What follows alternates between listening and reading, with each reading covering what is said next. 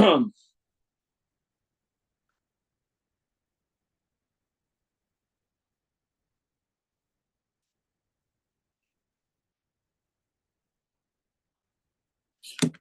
morning. With the help of Hashem, we are learning Yerushalmi Shvis, Pedic Tes, Halacha Beis, Halacha Gimel, and Halacha Dalit. We're learning today Daf Ayin Dalit. We left off on Daf Ayin Dalit, Amud Aleph Mamish, on top of the Amud, and we are dedicating today's class for the Chassan and Kala, Rabbi Vremel and Tanya Shachat. So let's start. The first point that we just made at the bottom of Daf Ayin Gimel Amud Beis is that, and it was not proven, and it was proven not only from a brisa, but implied by the Mishnah proper, that when you have three types of sublands, which are both the highlands, the Har, and the Shvela, and the Emek, the highlands, the lowlands, and the valley, if they are in one of the sections that the Mishnah mentioned, in other words, you're in the area of the mountains, even if in a mountainous area, there is one part that is like Shvela, it still is considered part of that category of Hahar, and the same thing with the other two of the categories. The Gemara and Daf Ayin Gimel Amud Beis, depending how we read the Gemara, I know we read the words at the end of last year, but the Gemara is also, according to some, pointing out that Beis Choyron is the name of a location, of a region, is deemed a single land, and the Chiddush is that even though Beis Choyron has in it the three topographical types of land of Hahar, Ashvela, and Ha'emek, we don't view it as a arba aratzos. No, there are three aratzos, because only the three aratzos, which is Galil, Yehuda, and Evala Yarden, that is a part of Israel that has in it proper three sublands. Masha'enkin, Beis Choyron is primarily considered of one topographical type, and therefore it's considered a place all by itself, and more details about this in the beginning of today's shir. Now, the Gemara is going to bring a brisa that will discuss the various biur, the status of biur when it comes to different regions in Surya. We already learned about Surya many times recently in the Yerushalmi. Surya is considered kibush yachid lav shmei kibush. Midrabanan, we have to keep the dinam of Shvius in Surya, and therefore, again, we're going to go into the different regions, and finally, we're going to have some elaboration in the Gemara, Bishitas Rabbi Shimon, as we'll speak out when we learn it inside. Now, in today's daf, Halacha Gimel will detail what produce forestalls or delays the biur deadline. In other words, we want to know, and there'll be a machlekes in the Mishnah, whether someone protects the produce in their field on Shemitah, which is something they should not be doing. But if someone is doing that, so you do have that type in the field, because the people that are not keeping Shemitah don't allow animals to break into their fields. Does that delay the biur deadline, or does it not delay the biur deadline? That will be a machlekes tanoim. We're going to see other details, just as one example. B'chlal, fruit, the determination of what year fruit belongs in, has to do with when did that fruit emerge, right? It goes basar chanata. And it's something important to remember, that if the chanata of a fruit happened on the 7th year, even though it goes into the 8th year, that is considered the 7th year fruit. And I'll go more than that. People that pick the 7th year fruit, behetet, and they are bound to the dinam of biur, many times the dinam of biur will only go into effect on the 8th year, because that product is in the field, available to the wild animals, all the way into the 8th year. However, we will have an exception with what we will call winter grapes. Now, these are grapes that they basically grow entirely in the 8th year. They do emerge mamish at the end of the 7th year, but they develop winter of the 8th year. And we're going to see that there will be those who hold that even though it's halachically, technically, a product of the 7th year, people don't know that. Since they primarily, 99%, they develop in the 8th year, people view them as a product of the 8th year. People are going to get confused if one were to allow that to delay the biur deadline. People won't know that this is a product of the 7th year. Okay. Halacha Dalet, this is going to be a big daf today. Let's see how far we can get. We'll have a four-way dispute, four-way machlekes tanoim, concerning the following, and we mentioned this already before. if someone pickled 3 vegetables in a barrel with vinegar and salt, and each one of these 3 vegetables on their own have a different biur deadline, but they're all pickled together. How does the biur deadline of one affect the other? Okay, so we're going to have either we go by the most lenient, the latest, or all of them are bound by the one that reached the biur deadline the earliest, or we're going to have the third opinion, each one stands on its own. We don't care about the beliois, doesn't affect the dinam of biur. And then actually the fourth shita will be shitas Rab Shimon. Rab Shimon Bar Yochai was so lenient who holds that by vegetables, we don't say by vegetables, every vegetable has their own zman biur. By all vegetables, we say that as long as there is any type of vegetable out there available in the field, none of the vegetables have to be biured from one's home. And as we'll see more details when we learn inside, let's begin on Daf Ayin Dalid, Amud Aleph, all the way on top of the Amud. I really hope that the connection is good. Okay. Baruch Hashem. So let's go. Amud Rabbi Yechon. Again, if you want to just go back to Daf Ayin Gimel Amud Beis, you see, we read the Gemara that mi beis choiden the ad hayom medina achas was the end of the proof from our Mishnah that even though there is in the subland of Har, there's a shtickle shvela, it's still called a Har. Others actually open up anew that the Mishnah says mi beis choiden the ad hayom medina achas. So whichever way you're going to learn, Amar Rabbi Yochanan daf ayin dalid, that oid ki yesh baharu shvela be'emek, that even though the region of this Beis Chodim, one might have said that there is some of all 3 types in it, right? The Har, the Shvel, and the Emek, which is, if you were to say that, mi Beis Chodim va'ad imus Har, that's the mountainous area of Beis Chodim. Thank you for the map. Mi imus va'ad loy is considered the Shvela part of the Beis Chodim, and from Yod va'ad yam Emek, va'ad yam is called the Emek. So therefore, Frek the Gemara, Nitnei Arba. So why does the Mishnah say that the Arba Aratzois, Yehuda, Galul Evel Yarden? Why don't we say there 4? Answers the Gemara. That's the way we're learning Pshat. This is the way the Pnei Moshe learns Pshat. This was a question. This is a kasha that Me'oiravois saying that we combine them all together. We don't consider Beis Chodim a place that has bona fide 3 sublands, because since Beis Chodim is primarily a valley, Elamad, there are some mountains, there are some lowlands, but we don't consider it mamish like Yehuda or like Galul or like the Evel HaYarden. And that's why the Mishnah does not say Arba Aratzos. But the way we are learning Pshat in the Gemara, what the Gemara is implying is that really there are 4 Aratzos. In other words, Beis Chodim is deemed an independent region. And as we mentioned, this has a lot to do with the whole topic, what happened to the Negev, but we'll leave that. We'll just make a connection. Okay. In other words, the way we are learning Pshat in the Gemara, the Mishnah only mentions parts of the Holy Land, including Evel HaYarden, that have within it 3 proper sublands. If not, we don't count them. But it doesn't mean, going back to this logic, that animals from one area generally do not venture out to other areas. That means if you are in the area of Beis Chodim, then the product that you want to eat in your house has to be available where? In Beis Chodim. If the product is available in Yehuda or in the Galil, it doesn't help you, because it's not available to the Chaya Asher Ba'artzecha. Let's go by Tani, we learned in the Braisa. Let's go now to Surya. In other words, we are more lenient. We say that the whole Surya is deemed one land. That's a leniency. So no matter where you are in Surya, even if in your area where the animals are comfortable in, the product is not there, you don't have to do biur. I just want to remind everyone that biur in Surya is only midrabanan. And since the whole Shvius is midrabanan, and therefore biur is midrabanan, so they were more lenient. Now the Mishnah quoted, the Gemara is quoting Shitas Rabbi Shimon. Rabbi Shimon Omer, that loy amru shalosh aratzos. And if you remember, again, we learned the Pnei Moshe when we learned the Mishnah Daf Ayin Gimel Amud Aleph. The pshat that we are learning in Rabbi Shimon is like this. Yehuda, for some reason, Makom Chashuv, Yehuda actually is 3 aratzos. The 3 sublands in Yehuda, each one has its own biur deadline. That's Yehuda.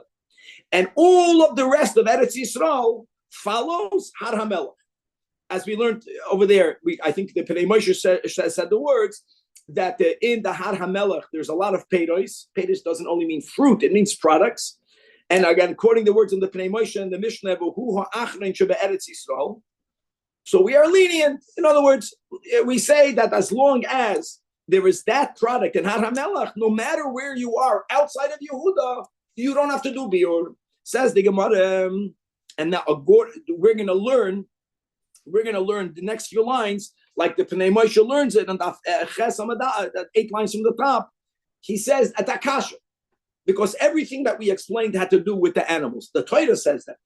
And animals, bitevam, according to their nature, they don't venture out from a place that they're not naturally familiar with. They don't go out there. So what exactly is Rab Shimon saying? If the fact that he agrees that in Yehuda proper, you have 3 aratzos, 3 sublands in Yehuda. Every region is considered a makom b'fnei atzmai. And the Torah always links, you can eat it. The behema means the behema and you, if it's available to the chaya.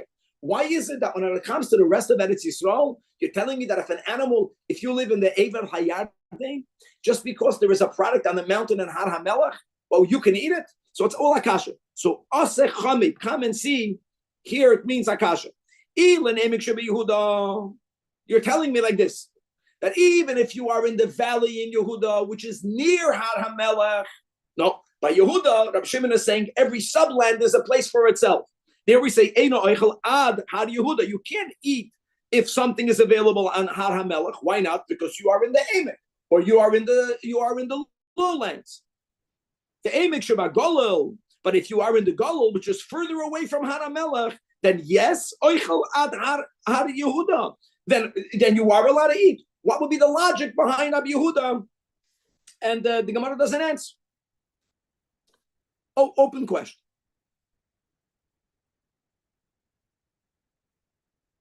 Okay. Beruchni is based on what we said yesterday or 2 days ago, that it's really, if you look about that Nefesh HaBahamis and how far out of the Nefesh HaBahamis' comfort zone does it go, just to say something Beruchni is, Yehuda is the place of the Beis HaMikdash.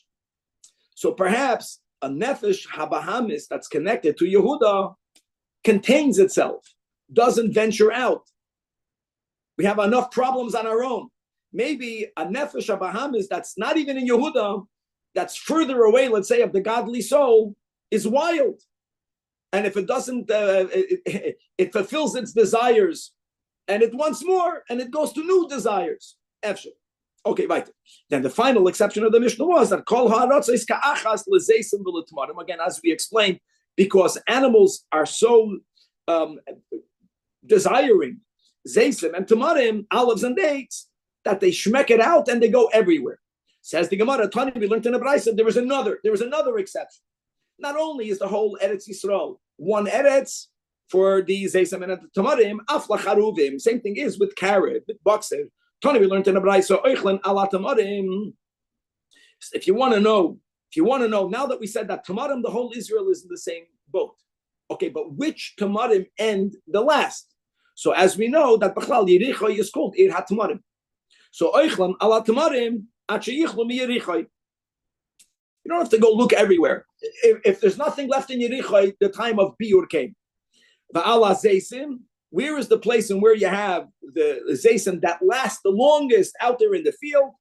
Either in the Meron area, Hastumi Meroi, and or Gush Chalav. Gush Chalav is also Bechelik Shal Asher, all the way what's today called the north of Israel. And over there, the olives stay out there the most. It's in the upper Galilee for the picture that Kevin is showing. Here you go, Meron and Gush Chalav. Beautiful. And that's that. Okay, moving on to the next Mishnah. So again, more pratim about this bin, about biur. Biur is when it's available. If it's available, you don't have to do biur. So says the Mishnah, says the Tanakama, that oichlin al hamufkar avoloy halashamur. What's shat available? Available means that even in the fields that the owners leave hefker as one should, yeah, if it's available in the fields, then you can have that which you have in your home. But if it's available in the field Elomat available because the owner, the Isur, is guarding his field. He's protecting his field. That does not count.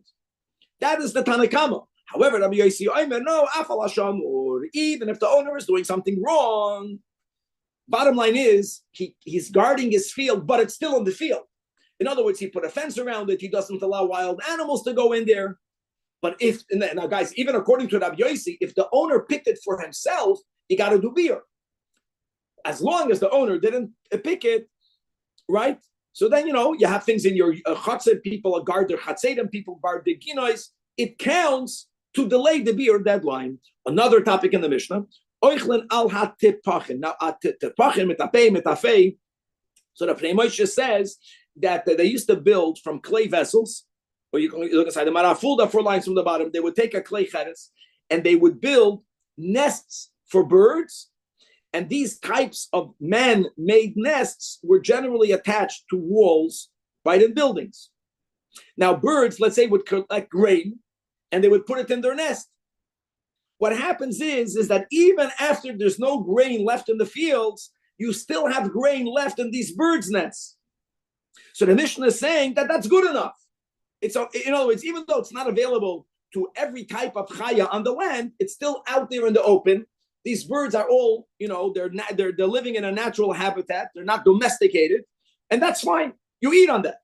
Another din is vi'al had difra. Says the marafulda difra is we're speaking about unique trees that they give a yield twice a year.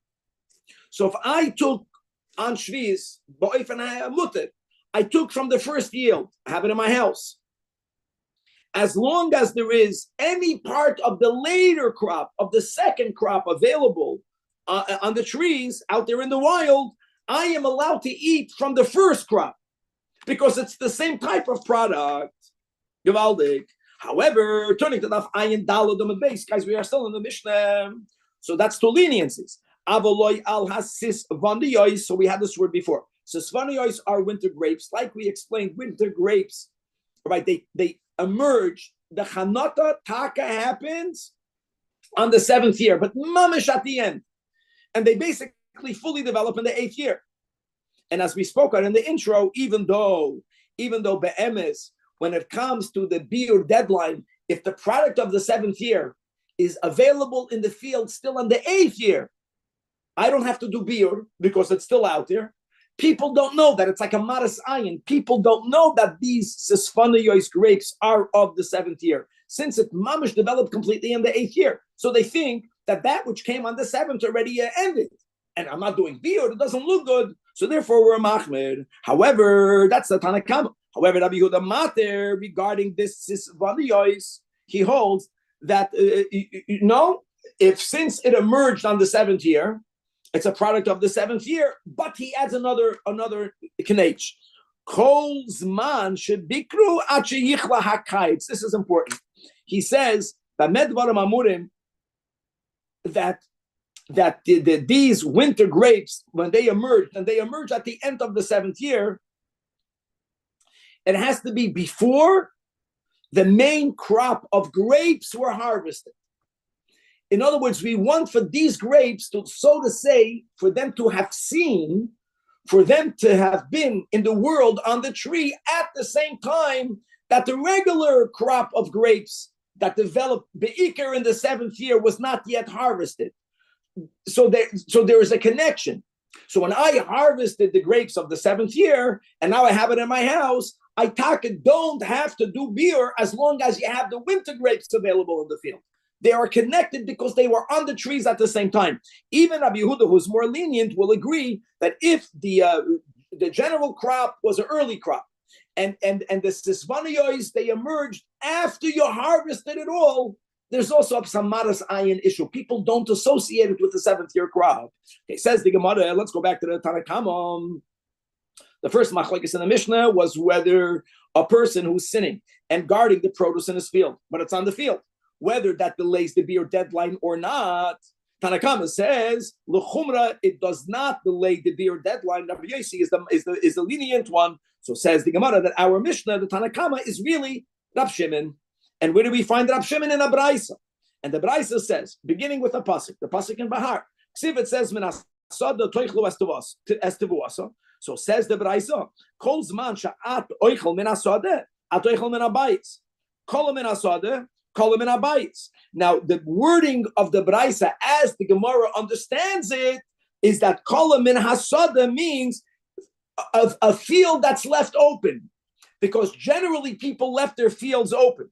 In other words, what the Rab Shimon, which is the author of this Braisa, is coming to teach you in addition, is that it has to be available in a Sada type of field and not in a Shomur type of field.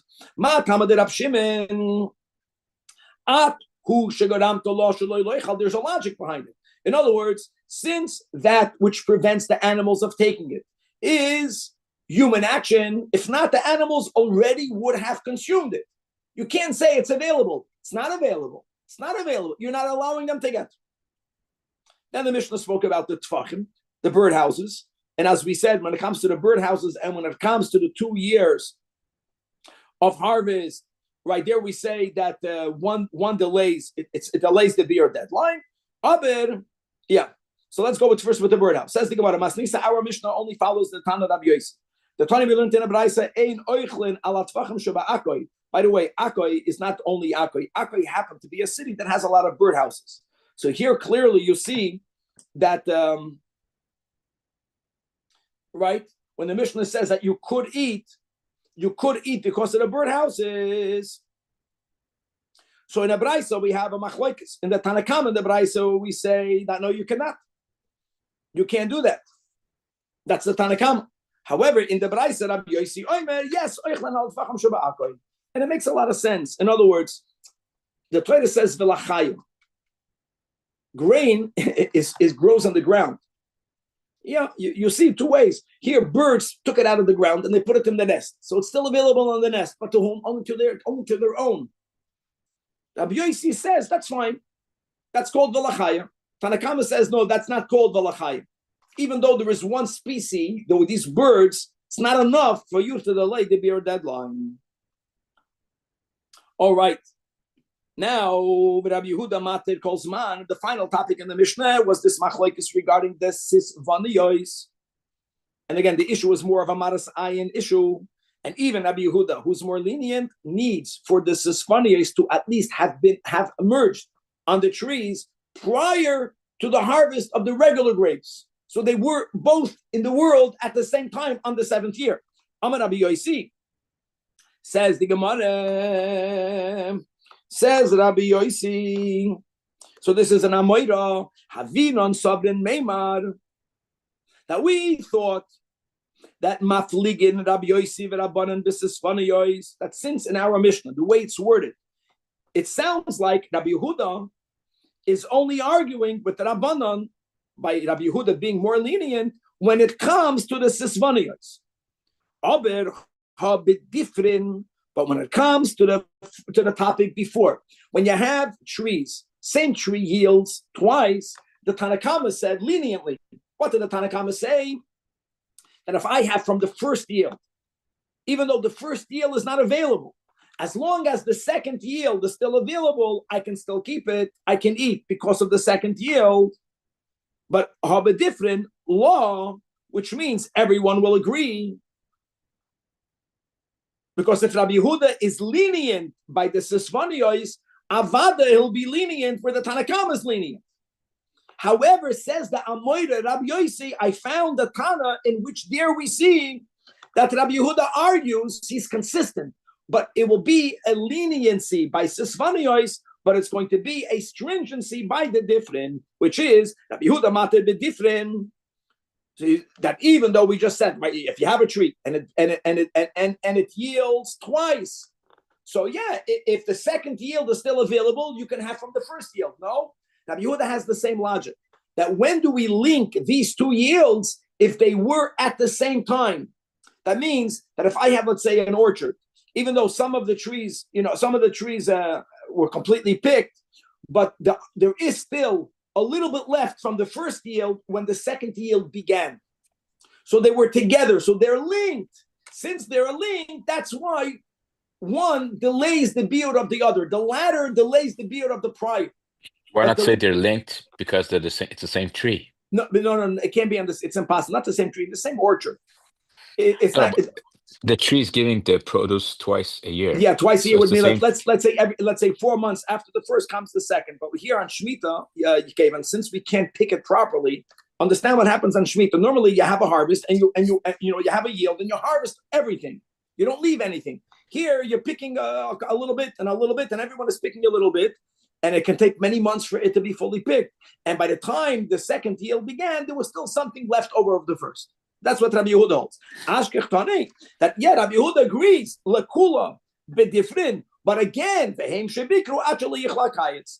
Only again, if the new harvest emerged when the old harvest was something, some of it was still there. This concept, guys, of connection, that connection happens through sight, through seeing each other, through being together. It's an amazing concept. Okay. And now we're moving on to the final mission of today. And this is really fascinating. And we already spoke about this before. This is very practical. I know I spoke out in the introduction, the Shita of Rabbi Shimon. We'll put that aside for a moment. But here we're speaking about the following. Based on the rules that we began in this 9th chapter, the rule of Biur. Very simple rule. You picked, you harvested, beheaded. When can you eat it? If that is still available out there in the field. Based on that, every vegetable will have a different time of biur.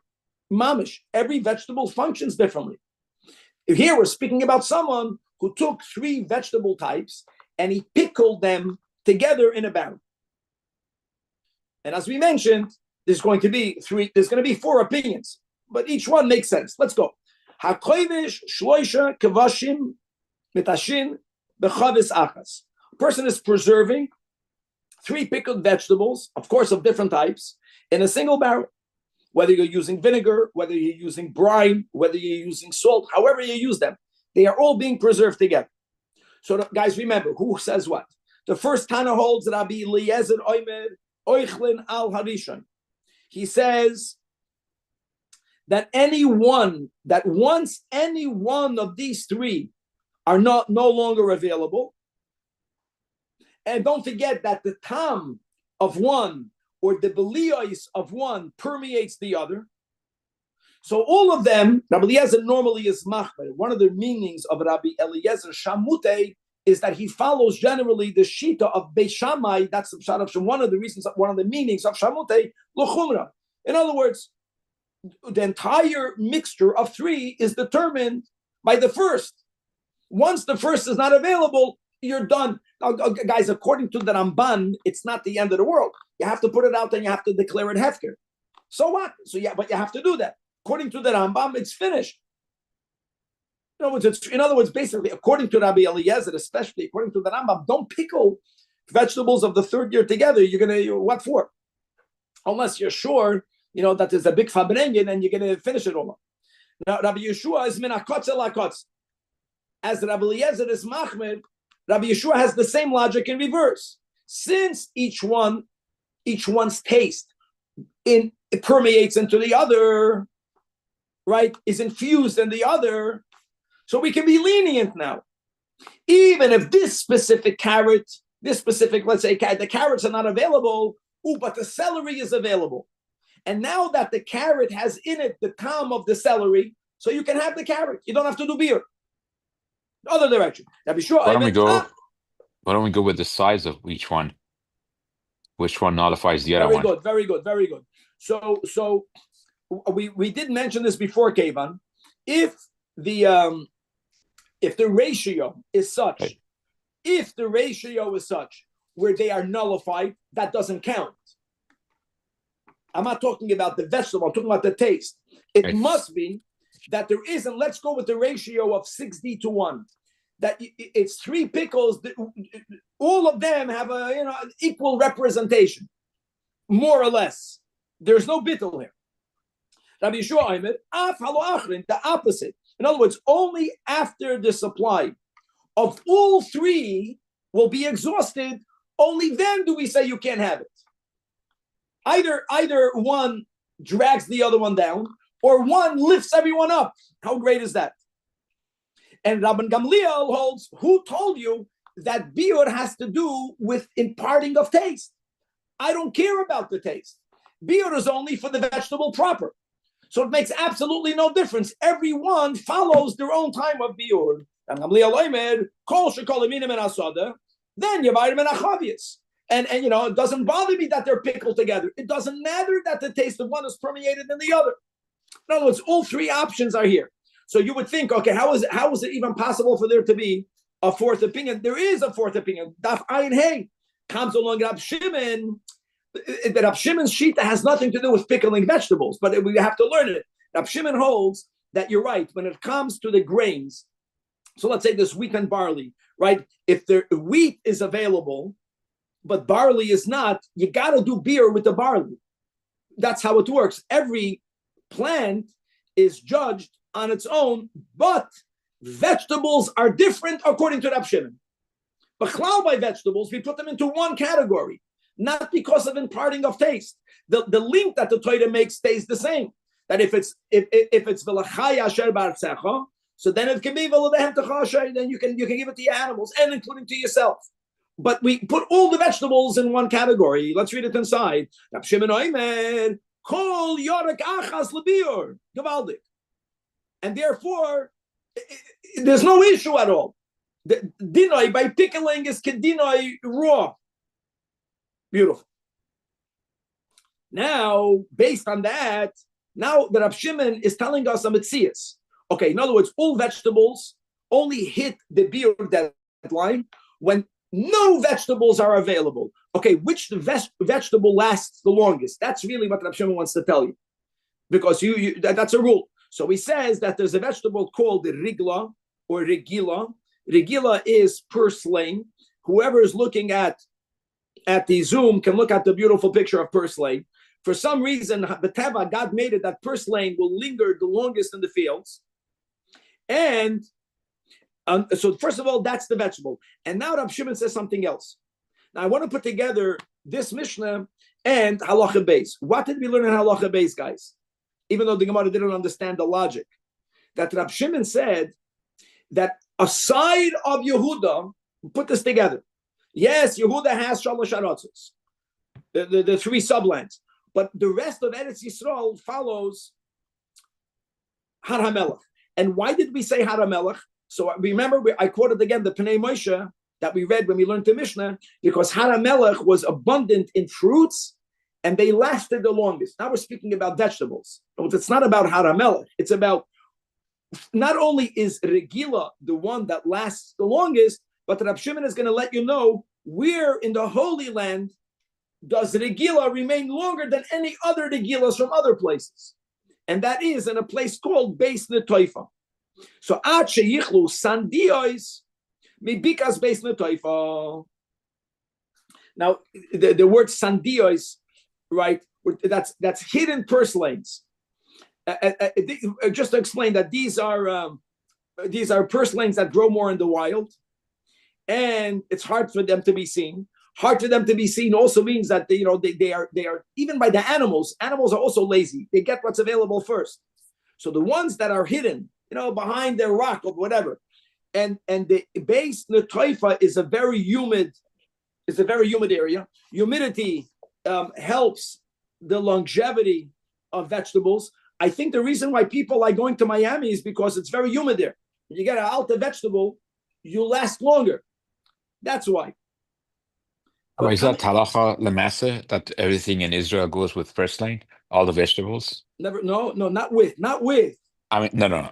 As long as there's purslane available, all vegetables. That's what Rab Shimon is saying. No, since Rab Shimon links all the vegetables together, so he wants you to know that purslane lasts the longest, and not only that, the purslane of the valley of Beis Netoifa, those are the ones that last. So all you need to do is you have to find out, is there any purslane there, and it can be the ones that are hidden, and if they are there, then you can still eat your vegetables.